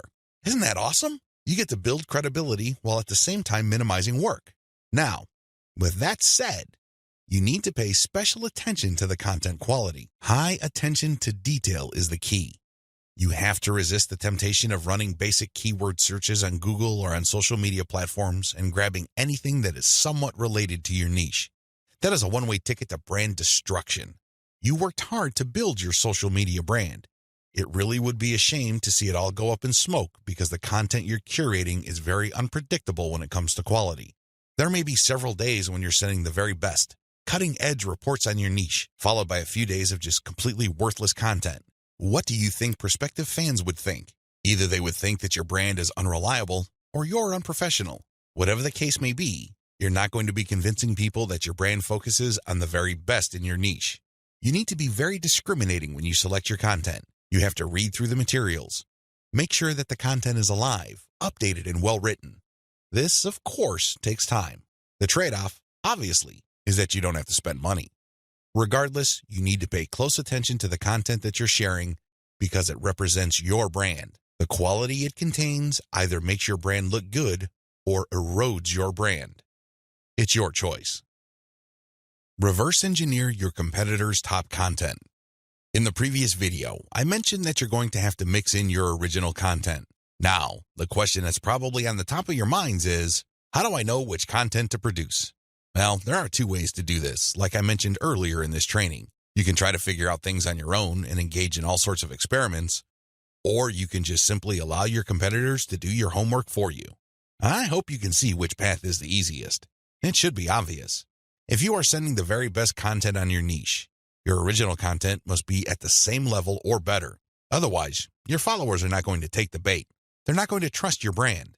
They appreciate the fact that you're collecting all this information, and they're probably going to stick around and follow your social media accounts. However, you can't count on them to do much of anything else. There's really no incentive for them to join your mailing list. Why should they? Your content is not that great. They only need to compare the kind of original content you produce with the other top-notch third-party stuff you're sharing to see your weakness. Do you see the problem here? You have to produce top content if you want your brand to be credible. Thankfully, this is easier than you think. Simply reverse engineer your competitors. Look at their most successful stuff. How do you know? Look at the social media indicators of their content. How many likes does their top content get? How many shares? Is there any other indicator that shows that this content actually has traction? Maybe you should pay attention to the number of comments for that content. Maybe you would want to run a backlink checker on a piece of content and see how many other blogs or websites link to that piece of content. This is how you measure the overall success of any single piece of content so you can use it as a template, if you will, for your own content. I'm not saying that you should rip it off. Instead, I'm encouraging you to use it as a starting point and come up with something so much better. Focus on what works. When you look at your competitors' most social pieces of content, you are basing your own original content on themes and topics that actually work. They have traction with your target audience members. You're not wasting money or time taking wild guesses. This is one of the most common mistakes social media marketers make. They think that they have the best ideas regarding hot content in their niche, so they come up with all sorts of content that they think is just plain awesome, only to fall flat on their faces. I'm telling you, for every 100 pieces of those types of original content, maybe 10 would gain any sort of respectable traction in your niche. It's too expensive, and it burns too much time. Thankfully, there is a better way. You just need to reverse engineer your competitors' most successful content. Use that as a starting point. You can adjust them. You can modify them. You can come up with your own variations. But at least you get a head start. At least you're in the ballpark when you start off. You're not just taking random shots in the dark. Learn from your own success. After you have started curating and mixing in your original content, pay attention to your statistics. They should tell you which of your content gets the most love. If you notice that a handful of your curated third-party content gets a lot of retweets, shares on Facebook, or any other indication of social media engagement, pay close attention to those pieces of content. At some level or another, they struck a nerve. They caught your audience members' attention in a very positive way. Find these successful curated pieces of content and create original versions of them. Similarly, if you have many different original pieces of content, only a handful of them will be really successful. Pay attention to those. Find them. Once you've identified them, create more of them. Focus on the same themes and present similar information the same way. The key here is to focus on what works and expand it and grow it. Ditch the stuff that failed. Build on your strengths. Create derivative, cross-platform variations of your most successful content. Now that you have a clear idea of how to create content that has proven traction, don't just keep reverse engineering it. While you need to continue doing that, you also have to do something else. Create derivative or cross-platform versions. For example, one particular type of blog post does well on all your social media accounts. Identify its themes, pay attention to its patterns, and come up with another blog post. See if that works. If you achieve the same level of success, you're onto something. This is not a fluke. This is not a one-time thing. You have struck on a theme that your audience members readily enjoy. The next step is to take things to a whole other level. Instead of just cranking out yet another blog post, create videos about that theme, make specialized diagrams, produce infographics. Take these materials and share them on social media platforms that specialize in those formats. For example, for blog post URLs, share them on Twitter and Facebook. For videos, share them on YouTube. For diagrams and infographics, share them on Pinterest. Drilling even deeper, look at your hottest blog posts and strip out key questions and use these as leads or titles for tweets. Tweet the same content several times over the course of a week. Of course, don't drop it all in 1 hour, but space them out. Still, when you use the right questions, you become very visible on Twitter. Pair these with the right hashtags. The bottom line, the great thing about content curation is you save a lot of money, but you are also positioning yourself to build on your strengths. You focus on things that you're doing right and figuring them out so that you can predictably produce successful content. Now, this is not going to happen overnight. You have to keep experimenting until you find the right themes that consistently work with your audience. Fine-tune your payload content. As I have mentioned previously, you can come up with your very own content based primarily on the social signals of the top-notch third-party materials you are curating. Put simply, when you are going through your research, you will keep coming across certain pieces of content which get a lot of engagement on social media. These are all the objective indicators you need to understand that you are looking at high-quality, high-demand content. At that point, you can come up with your own version of that content. You can use it as a template, so to speak. Another approach would be to just do curation first. You just take all the high-quality third-party content with great social signals and put them all on auto-publish on your social media accounts. You run this curation campaign for several weeks. Soon enough, you will see a pattern. Eventually, you will see that some of these materials get a lot more engagement than others. At that point, you can then come up with your own version. Personally, I pick my own content using both methods. If I'm in a hurry to get people to sign up to my mailing list, I do the first method. But if I'm unsure about the niche or I'm still trying to feel my way around in terms of understanding my audience, I would stick to the second method. There's really no one right answer. It really all depends on your situation. The great thing about the second method is that you are picking out your original content strategy based on what actually works in terms of your social media accounts. You have to understand that even though high-quality third-party content may have a lot of objective social signals, those signals may have been generated in different contexts. Maybe the original publisher was doing something that you may not be doing. Do you see how this works? Still, you can definitely do the first method if you're in a hurry. But if you have some time to spare, you might want to try the second method. Do curation first, let it run, and then pay attention to your statistics. You should be able to see a pattern. In fact, based on my experience, content that tends to do well often falls within a narrow range of themes. In fact, in some of my campaigns, almost all of the content that got a lot of love from the internet was focused on one question. That's how focused your audience's needs may be. You should pay a lot of attention to the following. Look at the engagement of the content and the click-through. A lot of social media marketers drop the ball at this point. They think that it's all about engagement. I'm telling you, regardless of how many likes, shares, or comments a piece of content gets, if people don't click through, those engagement signals are not worth much. Remember, at the end of the day, you want traffic. That's the whole reason why you're doing this in the first place. Getting caught up in how many shares, likes, or comments you get is not going to do you any good. You have to always pay attention to the click-through. There has to be some sort of ratio between total engagement and click-through. The higher the ratio of the click-through, the more attention you should devote to a piece of content. Study high click-through and high engagement content closely. Now that you have identified curated content that performs well, the next step is to analyze them with a fine-tooth comb. Ask yourself, what problems are people interested in when they read this piece of content? How are these pieces of content positioned or presented? Do they use some sort of emotional headline? Do they use subheadings that ask questions? Do they drag the person along? Or do they just lay out the information dead center? Pay attention to cosmetic issues. People do judge a book by its cover, and blog posts and articles are no different. How are these materials formatted? Do they have big pictures? Do they have header pictures? Do they use diagrams? What are they doing exactly? Once you've answered all these questions and you're comfortable with the answers you got, the next step is to create your own content specification sheet. This is going to be your template. Now, make sure that you're not just basing it on one successful piece of content. That third-party content might be a fluke. The company behind it might just have gotten lucky, and for some reason, that piece of content went viral. That's not going to help you.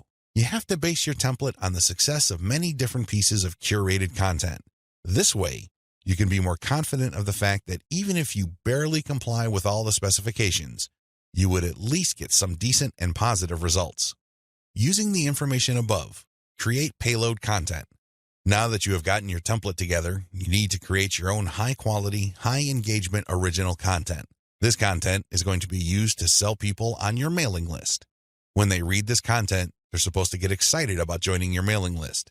This is content that is most likely to be credible and most likely to be shared. Are you excited? Well, don't get too excited. A lot of people jump in with both feet and they end up sabotaging themselves because the payload content they create looks like an advertisement. That's obvious spam. Nobody's going to trust you with that. You're obviously trying to pull tricks and play games. That's not going to work.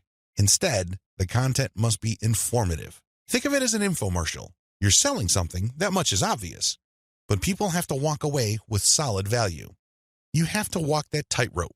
There's a thin line between shoving stuff down people's throats and providing solid value without asking for anything in return. You have to come up with a decent compromise between the two. The bottom line is, whatever you do, the content you produce must be valuable. It must add value to the lives of people reading your materials. That's how you build credibility. That's how you get people to get excited about your mailing list. Remember, your list is supposed to add value to their lives. It's going to be very hard to give that impression when the content that you share is worthless. I hope you can see that. I'll see you in the next video. Conclusion. Social media marketing confuses a lot of people. It definitely leads to a lot of dead ends if you let its myths get the better of you. This training shines a light on one effective way of using social media exposure to turn social media reach into cold, hard cash in your bank account. While I'm not claiming that these steps are easy, they are doable. You just need to follow instructions. You need to conduct experiments and focus on what works.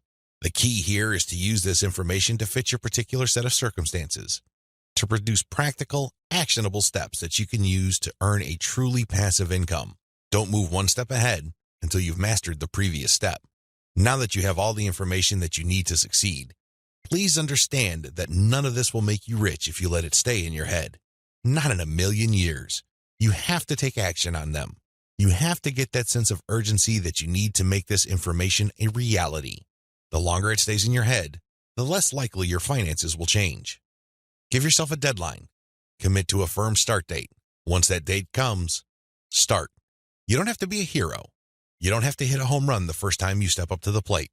As long as you're making a small step forward, that is good enough. Why?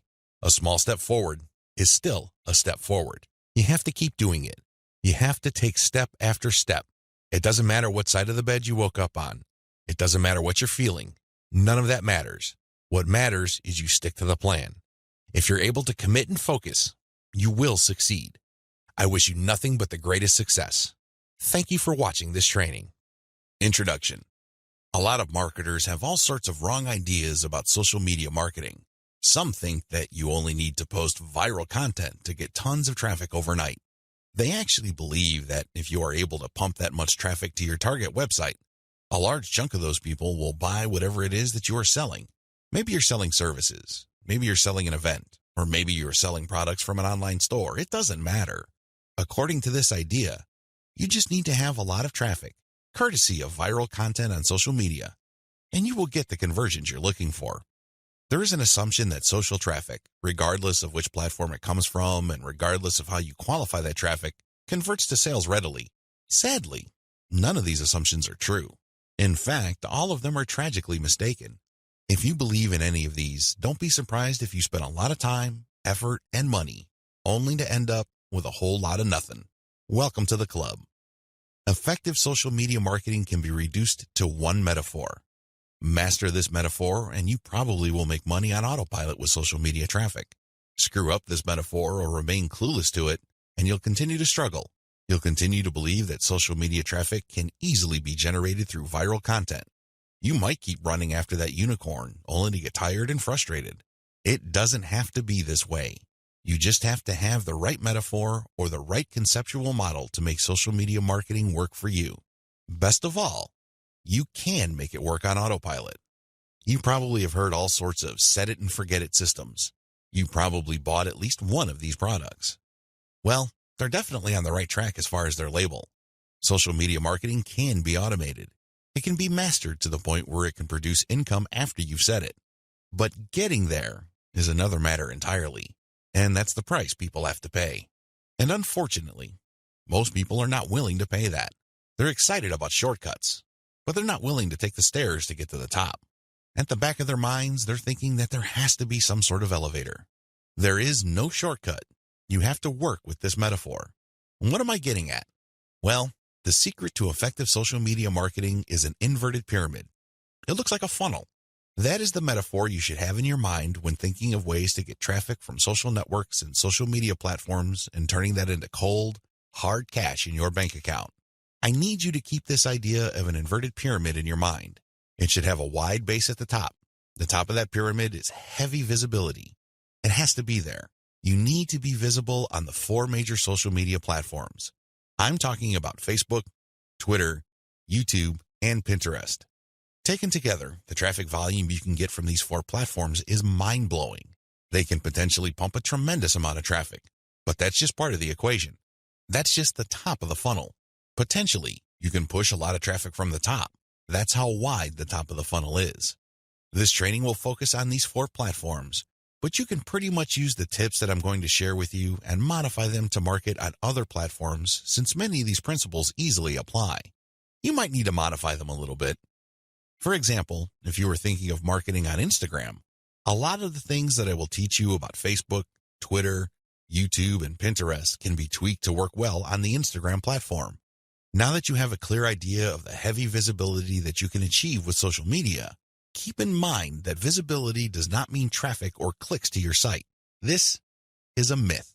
The visibility that I'm talking about means visibility on those platforms. When people share your content within those platforms, you can enjoy a tremendous reach within such platforms.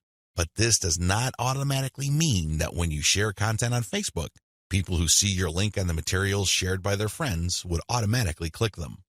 Get the idea out of your head that raw visibility, or as Facebook terms it, reach, automatically translates to traffic. It doesn't work that way. Instead, you need to start with heavy content visibility on each platform. People must see your stuff there. You must achieve a wide enough reach. People may not necessarily click on through to your site, but that's secondary. At this point, you just want your brand to be visible.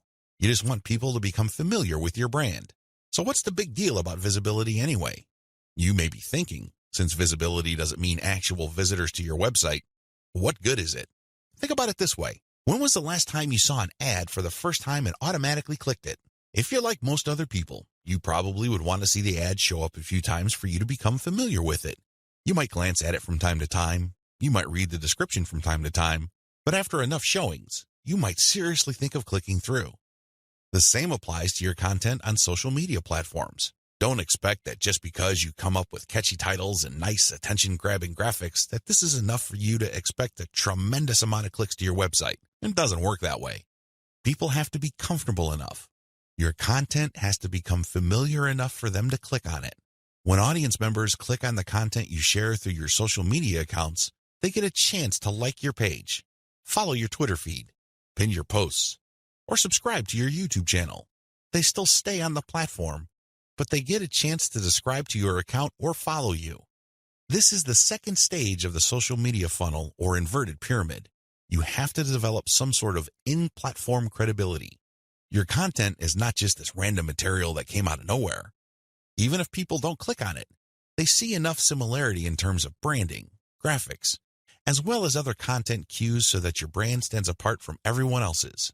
Again, they may not necessarily be motivated to click, but with enough repetition through social media channels targeting certain topic categories and hashtags, your brand doesn't remain an unknown quantity. Once you have people checking your content out through your social media accounts, you can then send them call to action content, CTA. This content recruits people to your mailing list. This social content that you're sharing offers some sort of incentive. Maybe you're giving away a free booklet. Maybe you're giving away software. Whatever the case may be, there is some sort of giveaway to incentivize people to click on that link, enter their email address, and join your mailing list. Whether you use freebies, special content, special free tickets to an online webinar that's pre-recorded, it doesn't really matter. Whatever the case may be, the end game is to get people to join your list. The end game? Well, when you look at the funnel, the end game is to get people to that narrow end of the funnel. At that end, you're not necessarily getting them to click on an ad to buy something. You're doing something far more valuable. Instead, You're calling them to action so they join your list. You are converting your social media reach, meaning the top end of the funnel, to list membership, which is at the very narrow point at the bottom of the inverted pyramid. This is where the magic happens. Once people join your list because you have successfully incentivized them to enter their email on your squeeze page, you get a tremendous opportunity to build a long-term sales relationship. That's really the best way to describe it, because when people give you their email addresses, what they're really telling you is that they trust you enough to want to have a business relationship with you. This means you should not abuse that relationship. You should not send them garbage. You should not send them spam. And by spam, I'm talking about material that is not related to the topic of your list. Stay on message, because if you're able to do this, you would have a tremendous opportunity to shape the conversation and continue to sell and convert your list, not just once, not just twice, but over the long haul. There are many successful list marketers who make 7 figures every single year, and all they have is a mailing list. It all depends on how you build that list, who's on that list, and what you are selling on that list. Regardless of how you cut it, you can turn what would otherwise be a huge amount of social media reach into a loyal list. This is the secret to effective social media marketing. You probably haven't heard this before. I wouldn't be surprised, because the vast majority of social media marketing books out there try to trick you into thinking that you just need to harvest all this traffic from social media so people can click like monkeys on the ads on your website. Maybe that worked when Facebook first launched nationally. It definitely doesn't work today. Sadly, this is where too many marketers fail. They screw this up. Now that you know the secret, here's some bad news. This is precisely the point where too many marketers screw up. When they're sending social media content, they promote their squeeze page directly. Although the squeeze page gives away freebies and incentivizes people to sign up, this is too much too soon. And, not surprisingly, a lot of these marketers burn through a lot of exposure just to get people to their list. Worse yet, when these people join their mailing list, they're completely unprepared. They don't know what to expect. They're not properly conditioned. A lot of them are not even fully qualified to become list members. So what do? They end up doing a whole lot of nothing. This is actually the worst kind of list member. It's much better to just have a very tiny list, because if you have a huge list and almost everybody doesn't do anything to put money in your pockets, you're going to be paying for those list squatters month after month. Alternatively, you might attract list bouncers. These are people who join your list just to get whatever premium you're offering, download it, and then promptly unsubscribe. They have effectively bounced from your list. Effective social media marketing. Effective social media marketing means using your social media traffic and highly effective content shared on social media to build successful relationships. Your email list is going to be the platform you will use to convert the relationships made possible through all that social media traffic. You're essentially creating highly targeted mailing lists using content shared on targeted channels on social media. This is the secret to effective modern social media marketing.